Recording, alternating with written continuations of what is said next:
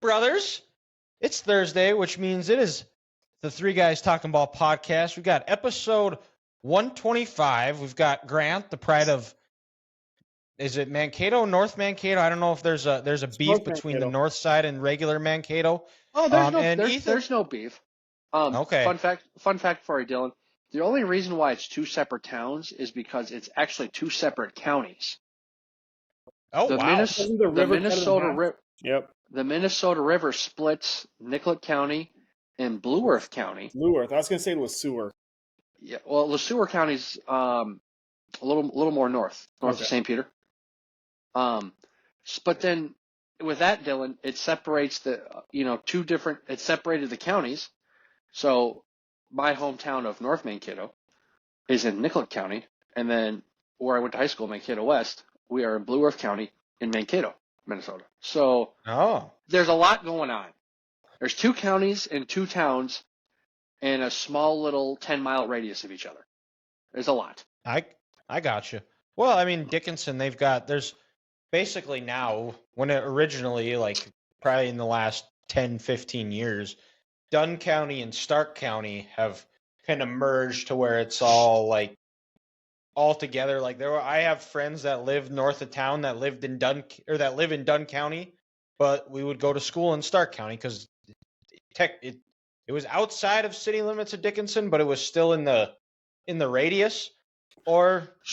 And it's also, you also see like I'm pretty sure like my mom grew up closer to Dickinson, but she went to South Art School because it was technically in the school zone or district. However that worked. But that is a very, very interesting thing. North Mankato doesn't have a high school. And No. You know, Ethan, we didn't forget about you here. Grant decided to steal your shine. I know you don't like that. So, I mean, Grant's definitely going to be a candidate to be getting some cheap shots from Ethan here. But Ethan, the pride of I thought it was some Wilmer interesting or nuggets. Fort Dodge. It was interesting nuggets. I lived in Candiota County, but I went to school in Chippewa, so I'm just as cool as Grant. Oh, look at that. I'm just saying. We all know I'm better, but that just proves it. No dispute on that one. Well, no, we've known that for a while. That just adds to the proof. Like the scroll is bigger now. There's a larger gap than what they're used to. Yeah, exactly. Like, the scroll, like on my feathered pen, where our founding fathers had, the scroll got bigger for why you're better than me. Yep, for sure. Yeah, we should start like documenting the list of reasons why Ethan is better than Grant. I think that would be a good. What we could do is we could just start with a list, and every time we think of one, just in the notes app, like screen record, type it in, and then keep adding to it. Like, man, Anthony Wright on Twitter has a good one too. He's got things I cannot be or I can't remember what it was. It was something like things I'm not allowed to point out that are true, and he'll keep adding it of things or things you're not allowed to say. And it was like, Illinois is vulnerable against something, or I can't. It's on his Twitter. You'd have to go check it out. Former guest Anthony Wright here. That's fair. But yeah, so I'm guessing you guys did not get my my intro of the. No. Okay. Yeah, well, that's kind of it's all on my TikTok. At least you didn't try to do the March Madness song this time, so we're one step in the right direction. That is true. That is up for debate. I mean, I think it was better. It's not a debate. It was. I think it was better the second time than it was the first. Well, yeah, but it can't get much worse than that. That is also true. Neither one were good per se. I mean, they were both. But then also, let's not forget here. When we say things can't get worse than what they already were, that's factually incorrect because then Dylan talks. Well, that only Very does Dylan. True. That is true. Talking like Dylan now, I can't get my sentences out. But we thought the 2022 Iowa offense was bad, and then we saw the 2023 Iowa offense. So never say it can't get worse than this. 2024. Oh boy, are you in for a treat? So never say it's going to get worse. It can't get worse because, believe me, folks, it can get worse. Well, if you ask UND fans if the hockey program can get worse, judging by their Twitter, it is not. Things are not well and good in Grand Forks right now. Well, They are calling for Brad Berry's head. When was the last As time soon as they won a changed the playoff name, game? They've won one playoff or NCAA tournament game since 2017. Since they won the national title. They've won one game in 7 years. I want to say it was 21. I think it was they won their first regional game, and they lost to Duluth in that 5 overtime game in the Shields Arena. Okay. And was that St. Cloud State? That was the year they won. St. Cloud State was in a different regional, I think. Yeah. Because Duluth was going to play Michigan that year, but Michigan had a COVID positive test, and they had to forfeit. Because that was still in the COVID years. Yep. They were the number one team in the country, right? Dylan's a big hockey fan right now. They're going to the Frozen Four. Oh, huge! Just a big hockey fan. I am a Michigan hockey fan as to what most UND fans are to their football team. I only care when they beat NDSU. It's more than fair. I only care when Michigan makes it to the Frozen Four. So, or when they beat UND. Friday night was a lot of fun as a Michigan fan. Totally get it. And the other part about the UND fans is NDSU fans kind of having their fun, but UND fans really show themselves when they talk about, oh, it's NDSU, you guys play JV football. I cannot wait. I almost want UND to win a national title now in football, just so I can see what UND fans say and just spin that around. It's JV football though. I thought you guys don't care about that. Not to mention that I don't know if NDSU, if they decided to invest in hockey, if they could beat those elite teams like Quinnipiac. Elite. Quinnipiac won a national title 2 years ago. Yeah, they did. They did. Minnesota. They did. But I mean, it would be if Quinnipiac had a football team, they would also be in FCS JV football. Well, they'd be a Division III football team. But yes, I see your point. You're probably right. You get the puppies in the Frozen Four. The Terriers. I think it's or is it Boston? Yeah, Boston's the Terriers. Or is it BC? Or does BC have Denver? It might. I was talking to Dana about it on Easter Sunday. Actually, I wonder if I still have the messages. Who also picked he picked Michigan to beat Alabama. So Dana, if you're listening, I take back all the bad things I said about you when the Packers whooped the Cowboys' ass. So, Dylan, another thing here. Is UND hockey slowly becoming Kentucky basketball? A team with rich history, can't win in the playoffs, and they haven't won a title in like 6-7 years? I know Kentucky hasn't won since 2012, but is UND becoming the Wildcats? They might be. Yeah. It's hard to disagree with that. Michigan plays Boston College. Denver plays BU. Okay. So well, I hope both Boston teams lose, and I hope we have a Big Ten NCHC final. Yeah, Boston has enough championships. They don't need more. Yeah, they're spoiled.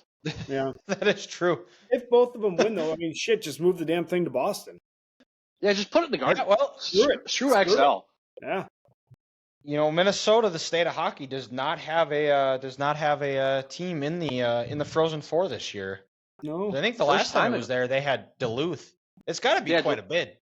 I know Duluth won it when it was in St. Paul in 2011. Did they also win it when it was there in 2018? They won it because they beat Notre Dame. 2019. That's right. Oh, yeah, 18-19. I know. One of the two. It was either 17-18 or 18-19. Yeah. I know the 2 times before it's been in St. Paul, Duluth has won the title, so. Well, it won't be this year. Mascot to Duluth then this year? The Bulldogs. Was that even? Boston's winning it. They're the closest mascot to a Bulldog. They're a Terrier, so they're going to win. So that's true. BU is going to win the title. We got this figured out. Why do we try to use logic when picking these tournaments when it's something that simple? We got like and like UConn Huskies. It's the year of the dog. It's so obvious. it's 4, 14, and 24. Well, and guys, that's if they get there, because I don't know if you saw my text I sent you, but they do not have a plane to fly to Arizona at the moment. They're supposed to fly out at like 9:30 Mountain Time tonight. Yep. And Matt Norlander had the scoop. He said the plane was supposed to take off at 6 Eastern. Logistical and mechanical issues with the plane coming in from Kansas City for significant delays. Not the same thing.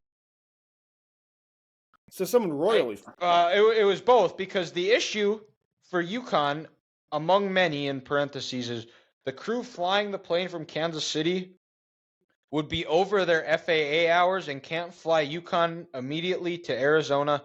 UConn's earliest option is to get a smaller plane via Cincinnati that won't take off until 12:45 a.m. Eastern Time and not land until nearly 5 a.m.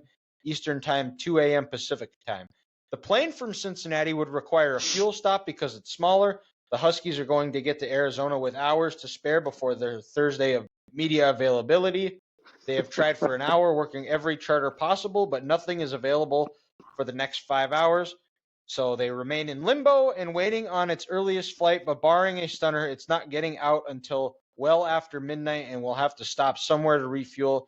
If it waits on the plane from Kansas City per Hurley, that crew can't fly until 10 a.m. Eastern Time Thursday, so tomorrow. What? So, this is they don't even need to play the games, because Dan Hurley already thinks of different ways that he is being slighted at all times, and now he has an actual reason to feel slighted. I pray for Alabama, because honestly, Robert whoever the other step up here. He's team playing. Come on, you dude. Kyle. I was going to say, these elitists in the Northeast, all these UConn grads who work in Manhattan or New York City, all the rich people in Connecticut. How does no one not have a plane for this team to arrive on? They're the defending NCAA champions. What is going on? Yeah. You know what? This just ticked in my brain. I bet you Dan Hurley had them do it so he could use it a legitimate way to motivate his team to say, hey, they're scared of us, guys. They don't want us to show up. They're trying to do everything to limit us to not repeat, because the NCAA doesn't want a repeat champion. They are doing this on purpose here. Let's go prove them wrong and skull fuck them. True. You know what? That makes all the sense in the world, actually. I nailed it. Thank you. Yeah. You got, yeah. So next Monday night at 11 p.m. when UConn is crowned the national champs, Dylan, you get credit for this. Thank you. I think it's fair. It's totally fair. So, yeah, well, fellas, and now let's go back to the Sweet 16 Elite 8 games here before we preview the Final Four. But some great games, basketball games over the weekend, both men's and women's here. But like we did last week, we are going to be drawing helmets and we're gonna get it seeing wrong. who goes first. We've done it the whole freaking tournament. So, this is awful. Did we get one right last week? Besides, as UConn? always, I saw the color of that helmet. I haven't picked him yet. I was going. Question. Why are you wearing an Alabama shirt? What the fuck is going on right here? Because Grant Nelson, fellow North Dakota native, plays for Alabama, and the a guy that I've linked up with or been chatting with, who that also does really creepy. That sounded creepy. It did sound really bad, as I said. It was like I knew it. I knew it. But hosts of the Armchair Banter podcast, Hayden McDaniel, fellow listener here, he is an Alabama fan that lives in Georgia. Brave man. Wow. Yeah. And hopefully we're going to be getting him on the podcast here soon, hopefully in the next couple of weeks here. But in our classic fashion. Could he be doing what McAfee did singing the Georgia song, which is really catchy, and then "Not So Fast, My Friends, Give Me the Tide to Break Your Hearts." That he might be doing that. Well, He actually, I might forgot be. to tell you guys. When I was in Tennessee, I actually met a Georgia Tech fan. They exist. I tell you, No, they they're don't. real. They're No, real. they don't. I'm kid you not. He was at the wedding. Like he Wow. had He- the he- Russell Brand shirt He too. didn't wear anything, but he said he was a Georgia Tech fan, and he doesn't like Georgia, so he was cheering for Alabama. I was taken back. I was appalled, honestly, that they existed. Same. There's one out There's there. certain fan bases that we're not sure that fans actually exist. That's one of them. Like- I can confirm they do. Georgia Tech, Vanderbilt, Oh yeah. Rutgers. I don't know. I shouldn't say Rutgers. Well, Yak? technically No. yes, Pretty crazy. because James Gandolfini is dead. So that was the Yeah. only Rutgers fan that I know. I mean, I know Rutgers alum, but I don't know anyone. I haven't never seen anyone walk around the streets with a shirt that says, "Go Scarlet Knights" on there. That's fair. That's Illinois. I don't know any Illinois fans. Oh, there's a lot of them. There's a lot of Is them, there? unfortunately. Maybe in your guys' neck of the woods. Over here, no. Same with same. I mean, shit. So the only thing out by you is sheep, oil, and white people. Correct. Yes. You got that right. You nailed that one. But even hell, Hey, Dylan, I could argue like 3 of the 4 Final Four teams. Like I don't know any Purdue fans. I definitely don't know any NC State fans, and I really can't say I know any UConn fans. One of my high school friends' wives went to UConn for a little bit, so I guess we could claim that she's a fan. now Okay. I have a question. Like, is UConn a good university? Because I think it would have to be. It's in the elitist northeast corner with all those good Ivy League schools. Or did they just create a state institution where some of their, quote, below average students could go because they weren't good enough to get in the Ivy League, and their below average students probably still scored a 26 on their ACT? You're probably onto something there. And they view that as peasants, and it's like, I would have loved to get that. Right.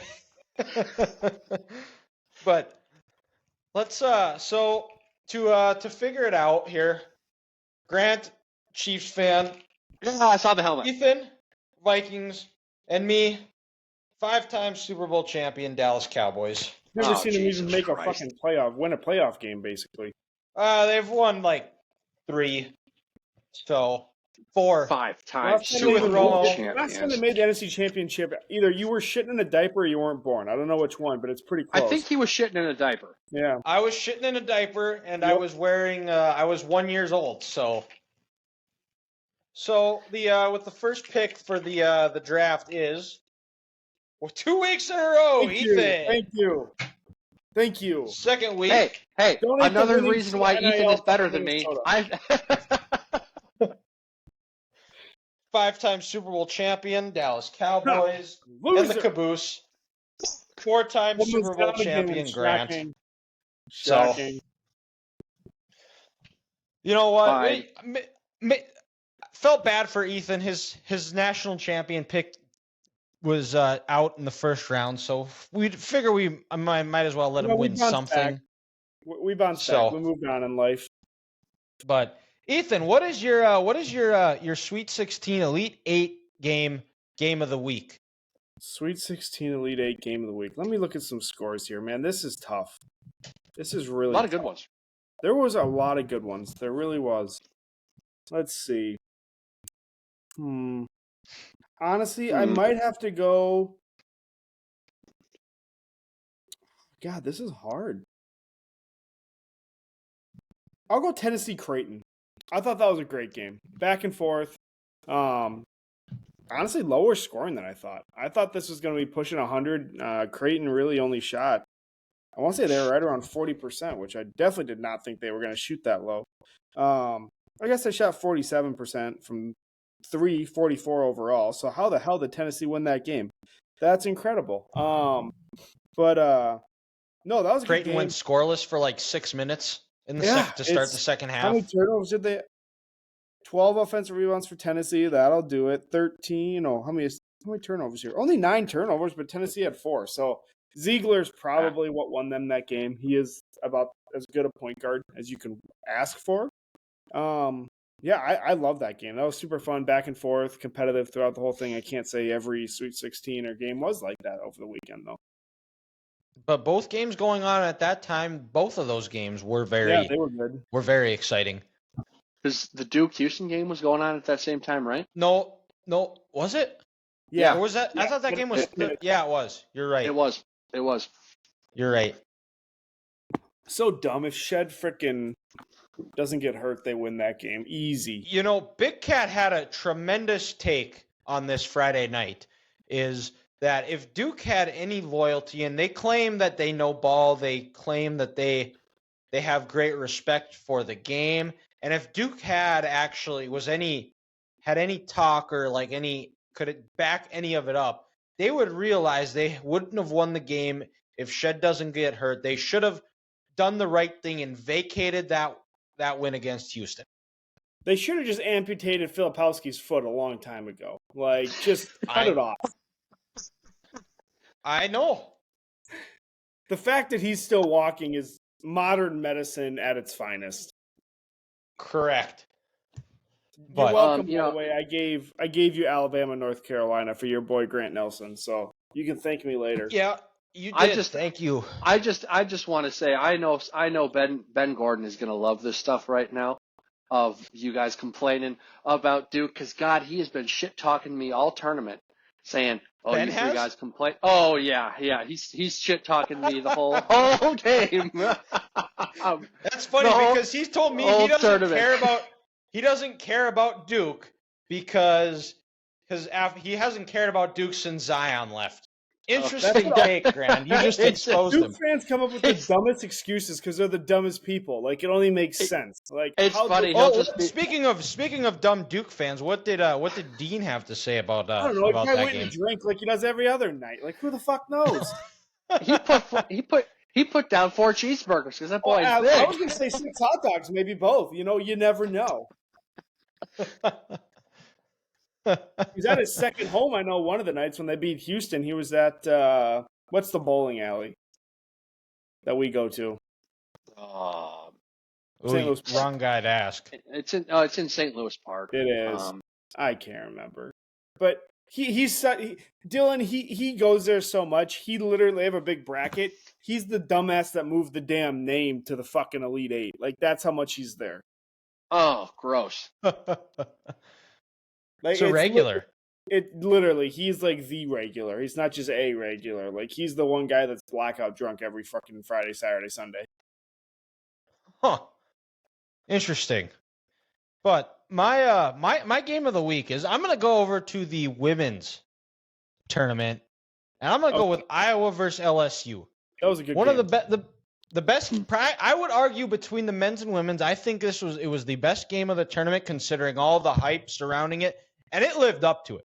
Caitlin Clark got off to a hot start, hitting some deep threes, got out to a big lead, and then LSU was able to weather the storm. They kind of got their feet underneath them, and after that, or once they did, it felt like for a little bit of a stretch there that LSU was just going to coast to an easy victory, but to Iowa's credit, they battled back. Kim Mulkey talked about it in her post-game press conference about how, that Caitlin Clark is a tremendous player, but she's not going to beat you alone. They had tremendous contributions from Kate Martin, who had 21 points, and then Sydney, and that one definitely auto-corrected, but Sydney Affronted. Is that how you say her name? I can't. I'm not totally positive on that last name. I'm just shocked at how terrible Haley Van Lith is all of a sudden. Is that her name, Haley? Yeah. The Louisville transfer. Terrible. She was awful. I mean, she looked lost out there. She looked like a shell of herself from last year at Louisville. Louisville. And I thought Caitlin Clark actually played a good game because I think last year in the national championship, I thought she felt like she was going to have to carry the team the whole way where in this game, she did a good job of getting other teammates involved early. And then when it came to crunch time, she was able to take the game. And it wasn't her scoring that really got them over the hump. It was her passing when the LSU defense would collapse on her. She did a great job of keeping her eyes up and finding her open teammate to get easy layups and pull away. Angel Reese didn't play a great game either. She missed her last 14 shots. I was going to say, if she doesn't roll her ankle, that very well might be a different game because it was absolutely hindering her the remaining of the game. Oh, yeah, they weren't going to stop her if she was healthy. Oh, God, no. She was dominant that first quarter and a half. That game flipped. Even then, LSU stayed in it. It just they couldn't overcome it at the end. Caitlin hit those 3 threes with probably 6 minutes left. That was kind of, there is your dagger! Packers guy, good call. But that guy is a elite radio announcer. He is. He truly is. This is the third good thing I've said about the Packers in the last month. I need to stop. It's the offseason. It doesn't matter. Hey, I love Jordan Love. The dude's good. I'm just throwing it out there. It's the offseason. It doesn't matter. I could listen to that call every time. It's right up there with the Kirby Puckett, Corey Provis's home run call. I mean, there's a lot of good calls. That is right up there with it. Oh, yeah. That dude, you get chills listening to that every single time. Mm-hmm. Especially the Super Bowl one against the Steelers. Yes. After the fourth down incomplete pass, just money. And didn't that guy work for the Big Ten Network for a while too? I don't know. I guess Colin, this was maybe 5-6 years ago. Possible. But before they got in bed with FS1, and you pretty much had the same people work for the same two companies. Right. But I thought he did a couple games every year in football and basketball for the Big Ten Network. Maybe he could be. It's possible. Those guys like to bounce around a lot. I just found out Jason Benetti is now the Tigers play-by-play for TV instead of the White Sox. Oh. Well, that's because the White Sox might be moving to Nashville if really? Reinsdorf is at.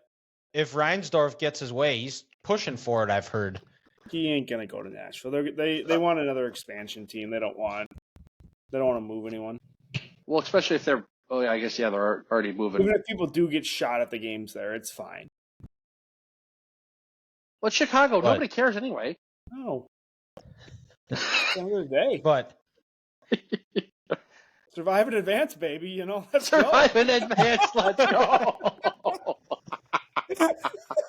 But that's the rumor mill I heard is that Reinsdorf is trying to move the team out of Chicago, which not a great owner. Outside of Michael Jordan, doesn't have the greatest track record. The team is all he did was sign his paychecks.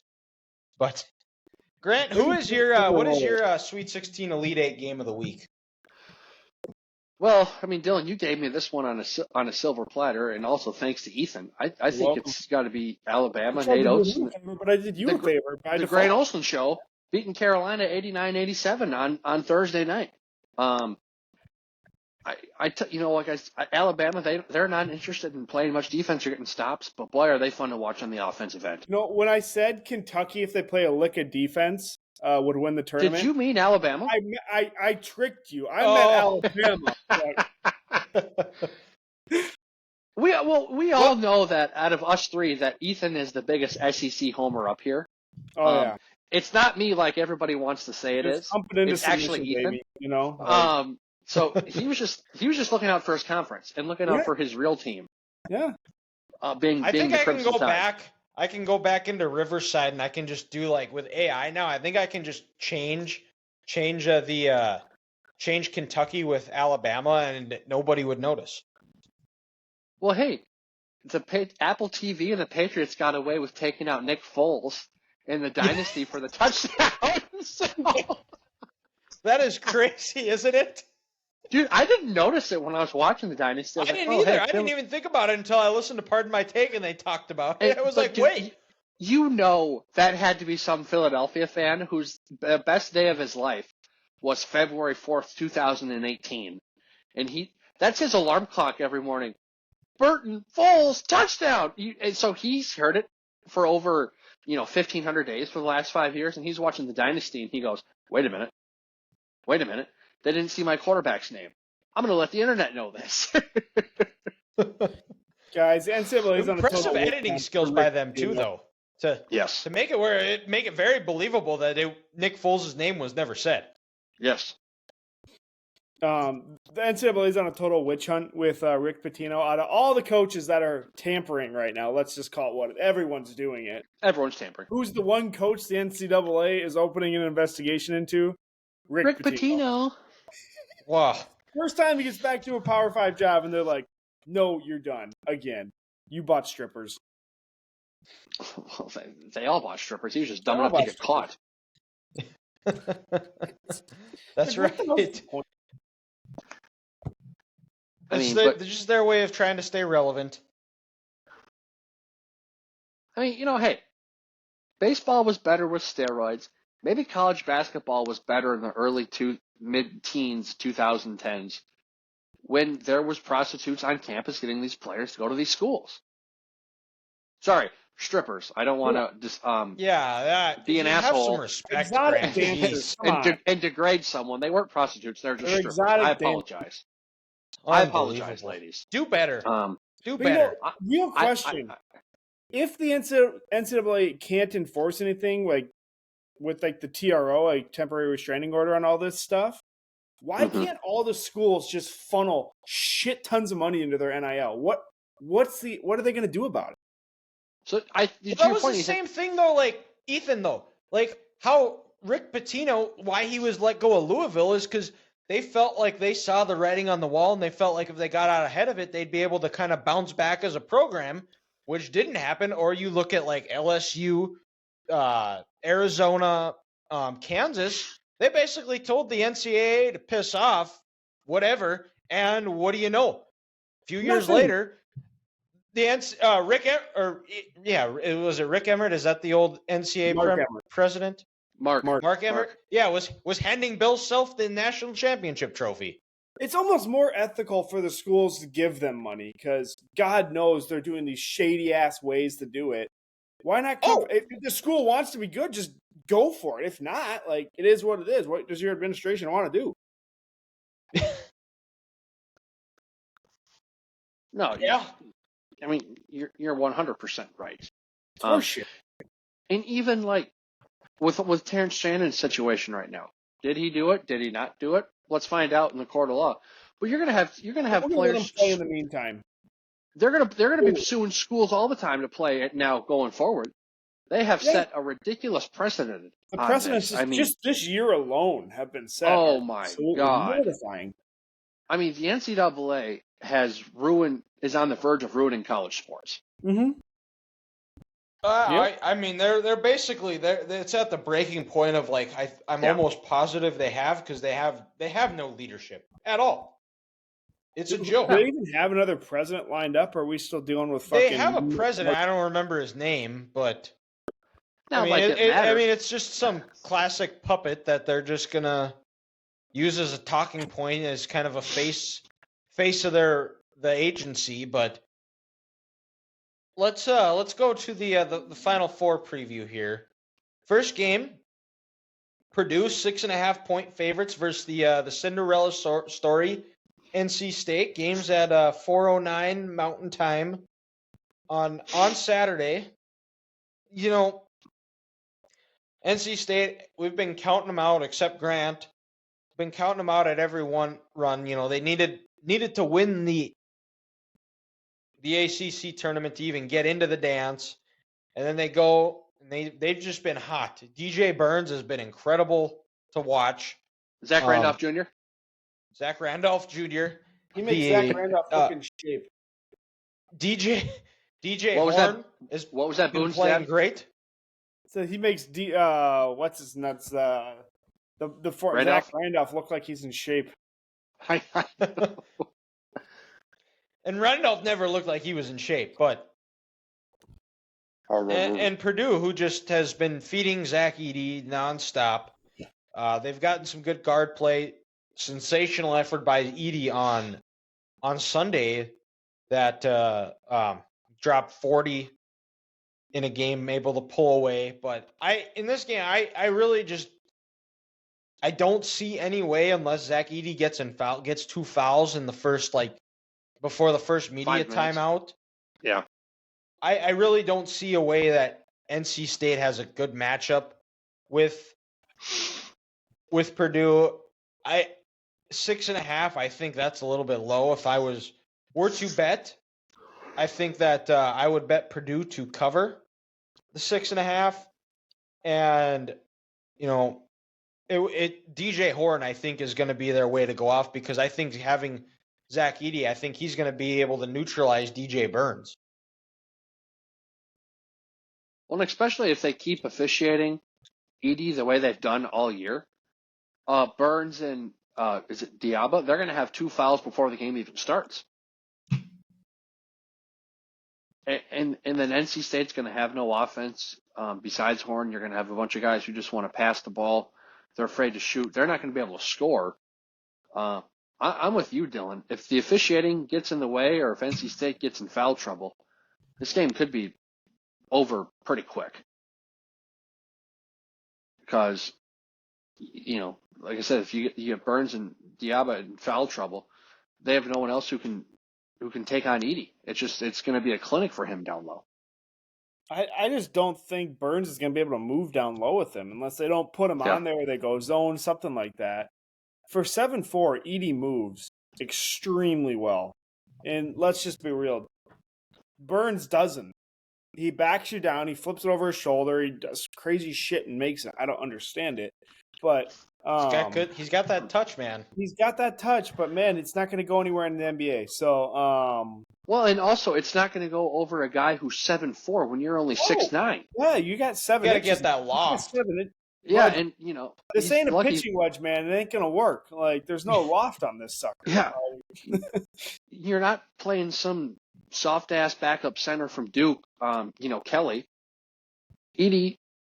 He's a legit physical defender. He's gonna block his shot all game long, and his lack of athleticism and lack of vertical leap is gonna kill him in this game. Unless Diallo goes like crazy from 3, yeah, I don't think they can do it. So we're all in agreement. Purdue there's wins. A reason. Yeah, there's a reason why the NCAA put this game at 5:00. I'll be at the brewery watching it, but yeah, 100%. Yeah, because they know it could get ugly. So, all right. Well, we are all picking Purdue to win, but more than 6.5. And then let's go to the nightcap. Probably in agreement that this is probably the best one, but the UConn is favored by 11.5 over Alabama, and I don't even think that's a slight to Alabama. I just think that just shows how dominant UConn is, coming off a 30-0 run against Illinois. They haven't lost a game by 30. How are they only an 11.5 point favorite, to be honest with you? They haven't won by less than 30. I know it, and they beat Illinois by 30 with their best play, arguably their best player, Tristan Newton, going 0 for 6 from the field. That run was probably the most dominant, I guess in real time, 45 minutes, but game time, 12 minutes? Maybe a little more. I've never seen anything like that. Yeah, Damas, did he hit the 3 or he got that layup to tie it at 23? Yeah. And then Illinois fans are going crazy. Cue Mike Breen. Same. I was too. When the Clippers were in the Western Conference Finals, they go to Kawhi Leonard. And Kawhi Leonard is going crazy when he's sitting here like Kawhi Leonard. Those fans were losing it. And then all of a sudden, Purdue just crushes your soul. Yeah, UConn crushes your soul and takes your will to live. What? And I think the way Bama, I think if there's a team that could beat UConn is maybe Alabama. And the only way I see that happening, and I have down on my notes, is that there's going to be, I think we'll have a good idea of what this game is going to be like within the first 10 minutes of the game. If Alabama is hitting shots, they're going to stick around for a while. But if they're not, this game is going to get ugly, and it's going to get ugly fast, because the other thing that's at factor here is how will Alabama react to the longer backgrounds or the longer behind the hoops, the longer backdrops, because that people talk about that how that's a factor. And we're gonna have to see the best out of Grant Nelson. He played a great game against Carolina, but didn't do a whole lot on Saturday, which was kind of his knock. Even at NDSU, that was probably the biggest frustration with people, is that he had times where he looked really, really good like he did against Carolina, and then he had other times where he would just disappear, just the consistency. And that's why what's keeping him out of that first round. But yeah, if Alabama is hitting shots, I think they've got a shot, but I'm not even sure if that's going to be even enough. Yes, Ethan. The Timberwolves are up 41. Are they it's fair to ask now. Are they the UConn of the NBA? I mean, they're going to be tied for first again when all these media pundits are, the T-Wolves they're not even on the freaking odds to win the West anymore. And Anthony I have a Edwards question. took those odds and shoved them up all their asses. I have a question. If we get the 1 seed, is Anthony Edwards the MVP with Cat being out a month? He has to be. Honestly, I with would him being almost out a go month. Gobert. That's actually fair. He is the anchor of this team. But granted, yes, Anthony's the best, obviously. Well, Gobert should be Defensive Player of the Year. Easy. It's not even a question. Like, he's unbelievable. But I think you could make the argument he's the MVP too. Especially with Cat missing this last month. They've gotten so freaking good defensively. And to stay in top 3 in the West this whole time, shit. I bet you people and beating around Denver. The league thought beating Denver. We got them what? And not to mention all their internal problems that they have. Mm-hmm. Yeah, the stuff that they're dealing with this ownership and this and that. Yep. Let's touch on that once we're done previewing the game here. My touch on that's fuck Glen Taylor. That's what I'm gonna say. Yeah, right there, Glen. Yeah, Mankato's own. What a douche. He's making us look shitty. Yeah, he is. You should be ashamed. Well, Grant, that's where you can say you're from North Mankato. I'm from North Mankato. Yeah, exactly. Let's go. Nicollet County, baby. Let's go. Screw you, Blue Earth. Screw you, Blue Earth County, you peasants. STD carrying assholes there in Mankato. Oh, is he married? Yeah, I'm pretty sure he's married to some girl 40 years younger than him. Oh, of course. Little does she know he has some sort of thing where she ain't gonna get shit when he dies. Mm-hmm. But no, Dylan, back to this game. I think, call me crazy, the only way Alabama wins this game or can stay competitive, guys, here's my number. They need to hit 15 threes. I think they might shoot 30 of them. Or they might shoot close to 35 or 40. I honestly think they need to make 15 threes. They need to get 45. 36 versus. I honestly, I think you're lowballing them. They shot 36 versus Clemson and made 16. They got to make 20 minimum. Okay, I guess 20 to 25. They got. Honestly, you probably have to push 25. Oh, 25. That's a lot. So I'll say 20 because hear me out. That's 60 points from the 3. And UConn's going to score on these assholes. Mm-hmm. So I think I'll say 20. If they don't hit, Ethan will be in the middle. I'll say 18. 18? Okay, that's fair. If they don't hit 18 threes, I don't think they win this game. So I'm throwing. That's a lot of threes. That's a lot of threes. They're going to be shooting at least 40. At least 40. If they're going to have to make 18. They're going to be pushing like 50. At least 45. And what? Sears isn't that tall. How tall is Newton? He's got to be at least 6'4" if he's a legitimate Newton's 6'5". I was looking before. He's 6'5". Sears he's gonna struggle. He's not gonna get these looks because he's a lot smaller than what UConn's gonna put on that floor. Unless they run the best screens possible, he's not gonna get a lot of clean looks like he did versus Clemson. But they're gonna have to knock him out, like hit him on a screen and just has his head hit the court and knock him out of the game. Like locked in. Yeah. And Dylan, like you said, it's no slight against Alabama, but UConn is just so dominant. Like, they are. This is a '07 Patriots level of dominance. Like you have to play the perfect game to beat these guys. And all the stuff we said before we even got into the preview with their flight issues, Dan Hurley, who finds ways to keeps coming up with new ways to motivate his team. Big Dan Hurley guy. I like everything that guy stands for, represents. And what's crazy listening is to him in interviews. No one in the media wants to talk about these guys. Probably because they're in the Big East and they have a TV deal with Fox, and ESPN hates everything to do with Fox. So they want to talk about the ACC and the SEC, but they're going to make people talk about them with how dominant they could be this tournament. Well, if they win, if they end up cutting the nets down on Monday, they will tie North Carolina for more national titles. They might be the greatest basketball dynasty that we don't talk about. And they all won their titles from '99 to now. Yeah. Like Carolina's got two, I think one in the '50s and then the one in the '80s. Duke recently with their 5 and with Coach K, but still UConn did it 10 years after Duke did. So you're right, Dylan. This could be the elite of the elite basketball school if they win this title on Monday night. So, yeah.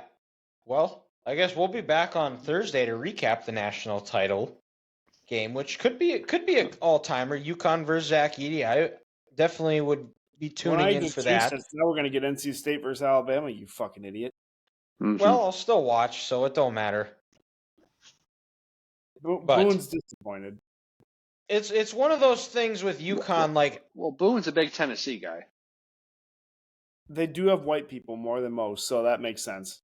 God damn it! That's not what I was talking about. I was talking about how their mascot, the live dog, Smokey. Oh shit! Sorry. But yes, Boone isn't. He is a racist. He is racist. He is on the record a racist dog. And Dylan has kind of black person hair, so we'll see if he likes him in June. Oh God, we're that's screwed. True. Oh Christ. Oh boy, might be the third person he bites. Maybe I'll get a buzz cut by then, so he won't know the difference. Or but it'll be summer, so I will be a little bit tanner. So I guess we'll find out here. But we might as well just cancel the weekend. Yeah. Don't even come. Too late. I already bought my flight. So if I'm either hanging with you assholes or I'm just going to Minneapolis by myself, hoping I don't get stabbed or shot. No. We are in Chicago. You're fine. Yeah, you're fine. Okay. Just don't go to St. Paul. Don't go to St. Paul. Or Sneaky Pete's. Or Sneaky Pete's. No, not Sneaky Pete's. If there's a place that it's connected to, oh yeah, that's where I'm going. Okay, we'll pick you up in the morning.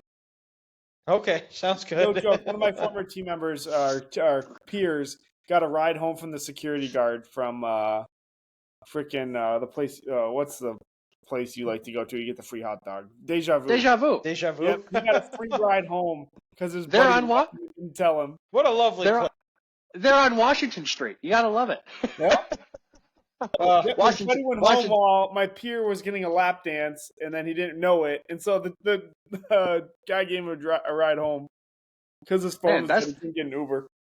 Man, first the guy spends $20 to get a lap dance, and then his ride's gone. It's gone. You didn't want to bring those a hot dog. Yeah, the hot dogs after 12 o'clock on Saturday nights. Yeah. We've never been there though. Free hot dog. Oh yeah. Hey, but Dylan, if we do have to pick you up from downtown, I don't feel safe driving downtown. So could you get on the light rail and I'll pick you up at the mall? Sure. Make it alive. We'll give you $20. Public transportation. Let's go. But anyways, let's we talked earlier that there is quite the snafu going on with the Wolves here now.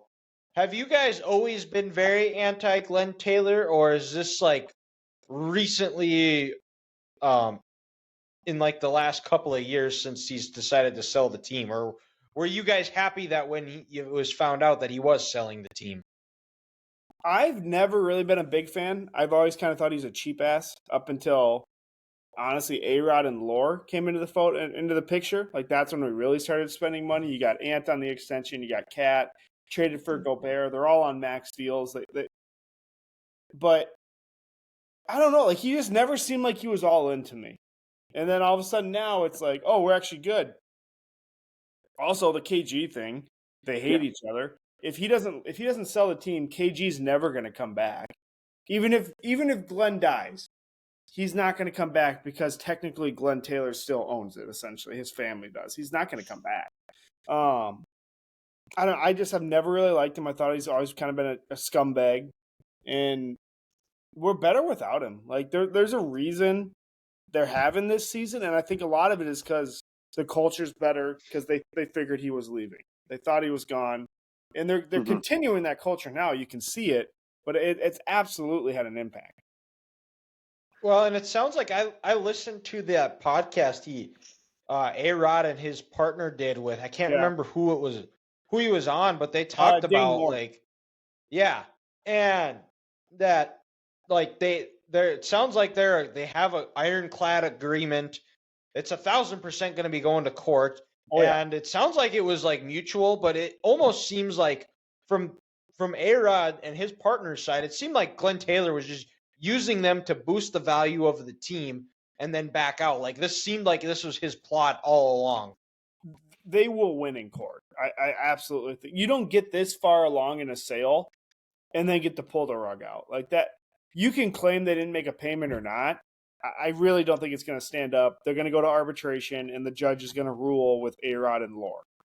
Well, in the court, and I mean, that's Glen Taylor saying it. Well, I mean, it's right now it's he said, but like that's all that's gonna come to the light when it goes to court, that if they miss payments or not, because I mean Glen Taylor's doing a bit of saving face there as well, like wants to say like, well, I've just decided not to, but like, and you can basically throw anything as long as you're not in a court, you can basically say whatever you want and not have any repercussions of it.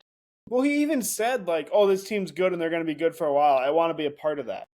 Like, does that just not reek of seller's remorse? 1,000%. Absolutely. It's just a joke. Because he saw, especially after they had an agreed upon amount of sale, and then he wants to boost it up because oh well, it's value more. That's not how that works. I know, you made the deal, buddy. It sticks to what the price you sold it for. And now you have soon to be the face of the league on your team, and Anthony Edwards is only going to increase the value of your team more. I thought you meant so now he just scored 8 straight. But yeah Anthony, now he's just going to be upset that, who knows, maybe he's out $500 million because he agreed to sell it at this price 3 years ago, and now Ant has became this guy. By the way, they're up 47 now. 47. Who are they playing? The Raptors. Oh. Which, they're glorified G League, but still, like... It's a professional basketball team, and you're up by 47. 47. 124-77 with 6 minutes to go. Jeez. The starters haven't played in the fourth quarter, and they've increased the lead by 7. And also, I think Taylor's just jealous that no one's giving him credit for this turnaround, because we shouldn't. And they shouldn't, because if I'm not mistaken, he wasn't part. He didn't hire this new executive they got from Denver. Did he want to have Coach Finch, or was that someone else? I'm thinking, someone else. Hell, if it was his way, he would have kept Flip's boy. Ryan. Yeah. Everything has turned around since A-Rod and his buddy Laurie came into the fold, and they're getting the credit. And Taylor's just upset. But Dylan, to answer your original question, I was done with Glen Taylor when he let Kevin McHale trade him to the Boston Celtics for a bag of peanuts. Like that was just the classic case of Kevin McHale taking the lower Kevin offer. Garnett? Sorry, when Kevin McHale traded KG to Boston for a bag of peanuts, and McHale didn't take the better offer, which is from the Lakers, to help his old team win a championship. And then he hires David Kahn, and Kahn decides like we talked about with Dan, the 2 point guards and just running this franchise into the ground. I was like, yeah, Taylor, he's just in this for the money. And he doesn't care about the team, and he's an asshole, and he's got to go. So Taylor's just a giant douche right now, and we better hope this gets settled sooner rather than later and get him out of here. Yeah, well, if we know anything about the American legal system, then nothing gets done quick there. But we'll keep an eye on it as that situation plays out here. And it came out today that Stefan Diggs was traded to the Houston Texans for, I believe it was a second-round pick and some other draft picks here. Now, Houston, it was incredible. They were the doormat of the NFL 2 seasons ago. They have a draft. They draft C.J. Stroud. They draft Will Anderson. They hired DeMeco Ryans as head coach. And they've completely changed the direction, the culture of that franchise, and has them going at it, trying to go win it all. And Grant, in our group chat today, has already made a declaration that it is going to be Chiefs-Texans in the AFC Championship game. I did. I think it's totally fair. Yep. And it's going to be the week 1 game, too. They're going to start the season off because guess what? Houston's scheduled to go to Kansas City this year. That will be the Super Bowl champs against the upstart team. The team that we thought the Bengals were going to be. The new team is the Texans. And I think we're going to see him play again in January. If there was ever a book that should be written on how to turn a franchise around, like the Texans the last 18 months are it. Like, without a doubt. Yeah. Well, and I think Will Anderson and C.J. Stroud, I think, tremendous on the field, but I think they are tremendous players off the field as far as leaders go. They're the bring your lunch pail to work. They're all about ball. They don't really care. They don't care about the fancy clothes. They don't care about the endorsements. They just want to be football players. And I think it's showing, and a guy like a DeMeco Ryans, who is all about that, all about the work too. Guys rally around him. He's a leader of men, and that franchise they've had some rough ownership, and they've seemed to turn it around. And here we are, giving the wonderful, beautiful city of Houston some flowers. I will say this. If I was going to go get a wide receiver, I don't know if it would have been Diggs. I probably would have been looking more at T. Higgins. I think he fits what this team needs more, a guy that's going to go up and get it. They have guys similar to Diggs and Collins and crap. Well, I would say Collins is more of a go up and get it guy like a Higgins would be. But Tank Dell and T. Higgins on. When I'm throwing a 50-50 ball, I want Higgins. I want Higgins over Collins 7 days out of the week. Yep. I mean, Collins, I understand, Dylan, Yes, I understand, Dylan, you got to back him because he's a Michigan man. Well, I'm not, and I'm not saying, if you ask me who's better, I would say T. Higgins is better, but I mean, their games are somewhat similar. Collins can get his own, for sure. Yes, absolutely. But I'm going with Higgins. I really am. But you know what? Here's the thing. Cincinnati probably told him. First round pick. Cincinnati's not sick of T. Higgins' antics like Buffalo is with Stefan Diggs. Mm-hmm. And the one thing you have to worry about with Houston in this trade is this.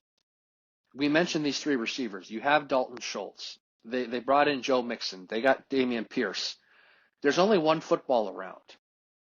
If Diggs doesn't get his 1,000 yards and his 8 to 10 touchdowns, is he going to be a cancer to the locker room? 2 teams have already traded him out of town. Mm-hmm. So that's the one thing you have to worry about here, Houston, because you are a young, fragile locker room. And I understand C.J. Stroud and Will Anderson are good people, but if you get around a possibly toxic individual, that can strain something real quick. So it'll be interesting, but I will say this. If there's one coach I think who can get Stefan in line, it's DeMeco.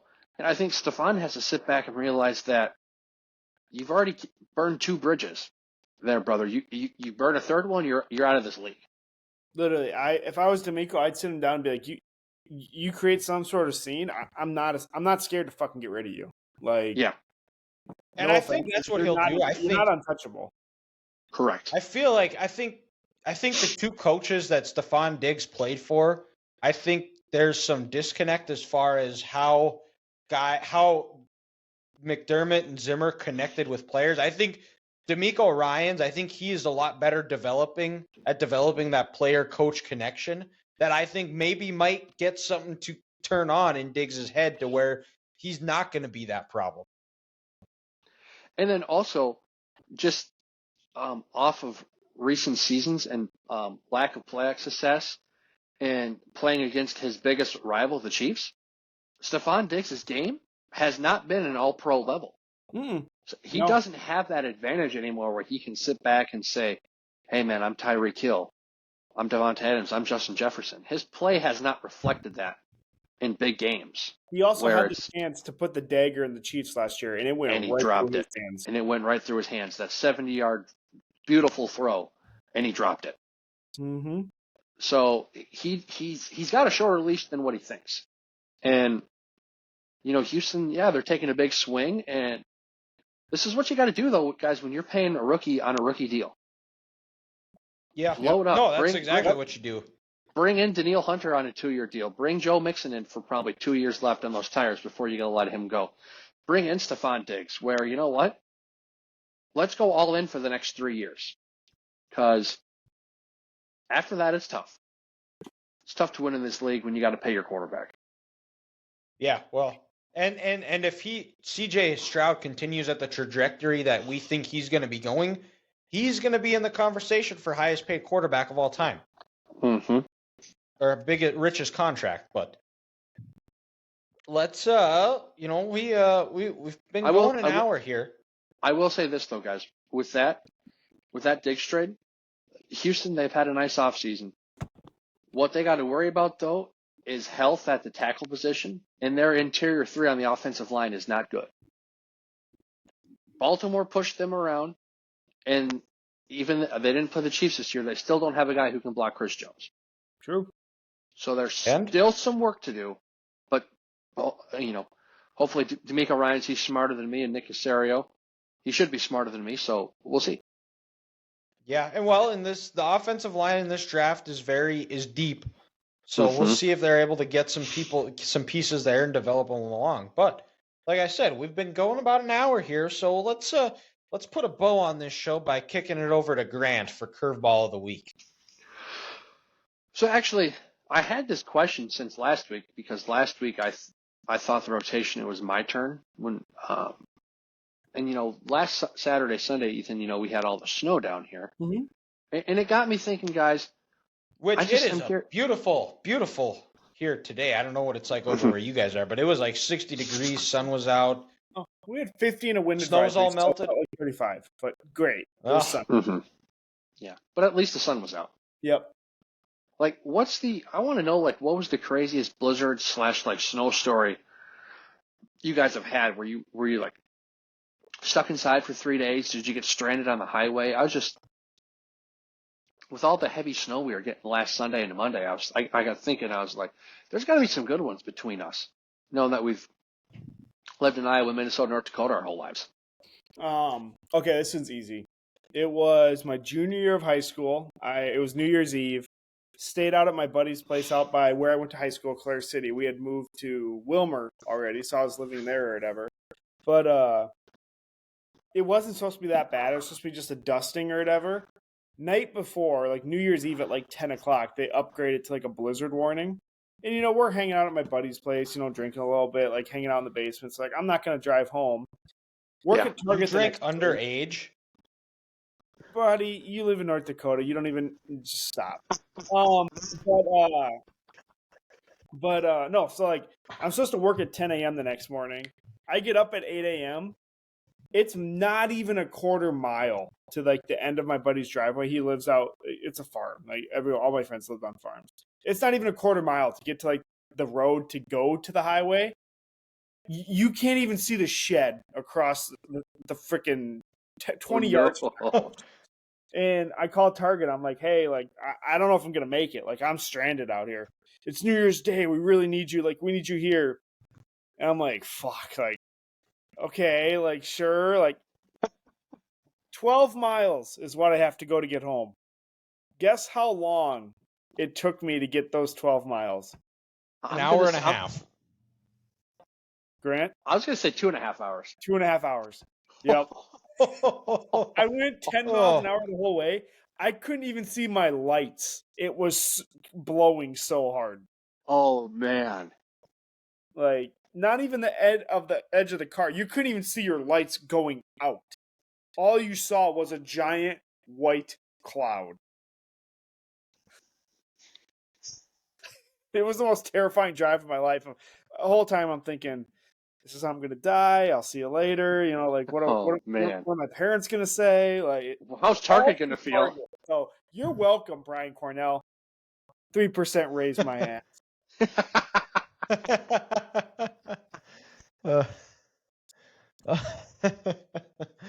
Well, mine it's actually a pretty easy one as well. It was a couple of years ago. It was actually right when we started this whole podcast. That was when while we were snowed in, that was when I was able to get the logo for the podcast done. I got all the Facebook, Twitter, Instagram. I got all those pages up and running. It started on a Tuesday. That Monday, it was beautiful out. There was not a snow. It was like 50 degrees. You could have went for a walk. You could have ran outside in just a sweats and a hoodie. And it started Monday night, and by Tuesday, we didn't even send trucks out because we knew it was going to be bad. And it just kept, I think I got home at like 9 o'clock on Tuesday morning, and by then it was already like the snow was getting deeper and deeper. I had to like gas my pickup to get into the garage to get through the snow, and it kept accumulating. We got like 5 feet in a span of like 12 hours. And I was snowed in for 3 days, was finally able to start shoveling. It stopped. Sun was out. Also, a nice thing is having a south driveway, so the sun helped to melt a good chunk of it. But like, I go out to go look at my garage, and there is a snowdrift 3/4 of the way up my garage door. And I start shoveling. Luckily, I had a neighbor who helped me out and it blew all the snow. But yeah, it was about 3 to 5 feet. It was actually, the talk of the town is that when we were, prior to the snowstorm, they were planning to open the golf course that Tuesday, but did not happen. And I posted a meme on Facebook. I said it was the golf course is supposed to open today, and I posted the Caddyshack meme. No, I keep going. I think the heavy stuff's going to come later. My neighbor at the time, who, I mean, the two guys that they don't live there anymore, they had to have gotten kicked out because, like, the guy that bought the place next to me, he was saying that they had dogs and they would just let them piss and shit wherever. Like, he had to completely take out the flooring and the carpeting and kept scrubbing it, and it still, like, it didn't get the smell out. Like, when he took the flooring and carpeting out, it just still like reeked. And he said he used like 5 bottles of pine salt to get the smell out. Oh. And I kind of would always try to shovel my entryway just so it didn't all pile up, and I had a little bit of like, whenever I was able to start shoveling, I had a little bit of room to work with. And I was out shoveling my entryway, and the one neighbor goes, "Man, you keep doing that. That's just gonna create more work." And I'm like, "Yeah, I just need something to do because I've been snowed in my house. You can only play so much Xbox before you go completely insane." And he's like, and this guy's got like this tiny car, like the bumper's falling off, and he's like, "Yeah, I was gonna go get a coffee, but I don't think I can get my car out.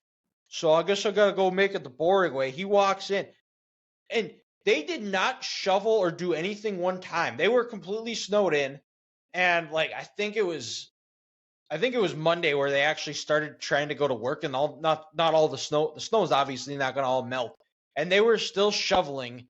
And I got home, or I was getting ready to go start my car or go to work, and I see them trying to shovel them out. I'm like, I got time. I really didn't want to help them at all. So, but it was most snow I've ever dealt with in my life. That's wild. That sounds awful. It wasn't fun. Luckily, I didn't lose power or anything like that. I'm surprised you didn't actually. Seriously. I think I lost it like 2 weeks later when there was like no snowstorm, but like a breaker or something went out. Or something like that. Well, I remember, Ethan. I think you were living in the cities at this point. I want to say it was like the spring of like 2018 or something. It was in April, and we were projected to get like 18 to 20 inches of snow. I would have been or something like this that summer because I would have graduated Iowa spring of 2018. So it was funny at the time. Caleb only had one kid. Cameron was the only one around, and Courtney had to. And the cat. Rest in peace, little buddy. I'm sorry, I shouldn't have said that. Sorry, Caleb, if you're listening, it's fuck the Blackhawks, but yeah.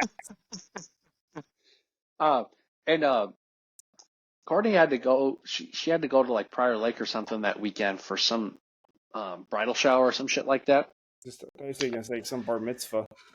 No, not a bar mitzvah. And he texted me, says, hey, you want to come up and just kind of hang out Friday because he was there by himself. And it would have been the first time he would have been like extended time alone watching his kid and such there. And I was like, yeah, I can come hang out and just kind of be moral support. But then we're looking at the radar and I'm thinking, dude, it's going to snow like 20 inches. Like, are you sure this is a good idea? Yeah, come up. Yeah, bring a bag. Just, kind of come hang out. Carter should be able to come up. Oh, life will be good. So I think nothing of it. But then I'm like, just to be safe, I'm gonna stop at like the Colburns or something up here. Just grab a couple, frozen pizzas so we got some food or something like that. When we wake up on Saturday, and just like you said, Dylan, snow drifts are up to the garage. You can't see past his yard into the development, and they close I-94 because the snow is that bad and the visibility's gone. It's not going anywhere. And I'm just like, nope, I'm not going anywhere until Monday morning. So it was just crazy because that one for that 1 week, and then of course since 94 was closed, I'm pretty sure they closed 169 and Courtney couldn't come home. So we're just hanging out at Caleb's place while he's trying to deal with his 10-month-old son, and he's petrified. There's not enough peanut butter in the world between you two. because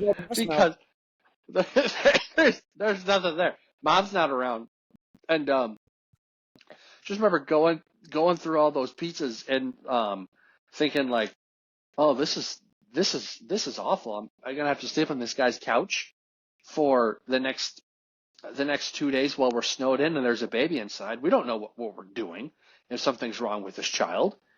But I was just like, oh, geez. 18 inches of snow in April. Definitely did not sign up for this. Ugh. Yeah. No, April's too late. Hopefully we all that stuff is behind us. Looks like we're gonna have some nice weather here in the coming days, but hopefully that's good news for the get back out on the real golf course instead of the simulator. So that I believe that wraps up. We'll have a Masters preview next weekend while we recap the Final Four of our predictions that are sure to go wrong. For who wins, I get Scotty Scheffler. I don't care what pick I have. I get Scotty Scheffler. Okay, deal. All right, fine. Yeah. Yep. I'll give you the field. All right. Well then, that wraps up. We'll have the segments of the show out Friday. You can check us out. Give us a like, share, follow on 3GTB Podcast on Instagram, Twitter, and TikTok. 3 Guys Talking Ball on our Facebook page and YouTube. So that wraps up episode 125. Thank you guys again for listening, and we'll talk to you next week.